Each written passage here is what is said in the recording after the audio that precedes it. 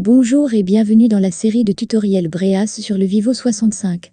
Dans cette vidéo, nous allons examiner les caractéristiques et les fonctionnalités du panneau de gauche. Cette section est l'entrée d'air. Le couvercle d'entrée d'air peut être retiré pour accéder au filtre d'entrée d'air. Il y a deux filtres dans ce compartiment. Le filtre d'entrée noir que vous verrez peut être rincé à l'eau chaque semaine et réutilisé. Il est recommandé de remplacer le filtre tous les 12 mois. Ce filtre doit toujours être inséré dans l'appareil lorsque le traitement est en cours. Le filtre d'entrée blanc est optionnel et est conçu pour capturer les plus petites particules. Ce filtre doit être remplacé au moins tous les 30 jours. Le filtre blanc doit être placé en premier sur l'entrée d'air, tandis que le filtre noir doit être placé comme premier point de contact avec l'air. Cette section est l'entrée d'air de refroidissement. Ici aussi, il y a un filtre noir qui peut être rincé à l'eau.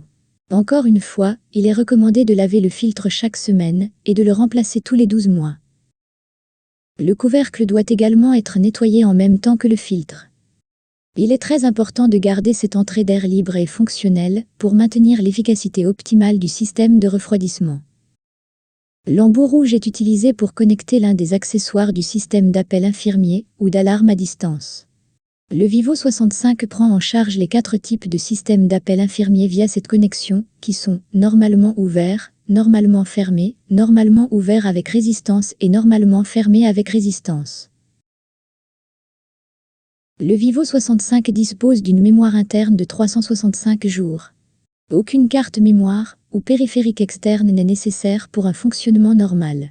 La connexion USB et le port pour carte compacte flash facilitent le transfert d'informations stockées en interne. Ces informations peuvent être utilisées avec le logiciel PC Breas pour l'analyse des données et des patients et la génération de rapports. Ainsi s'achève la présentation du panneau gauche du Vivo 65. Pour plus d'informations et d'autres tutoriels vidéo sur l'utilisation du Vivo 65, visitez notre site web educationbabreas.com. Merci de votre attention.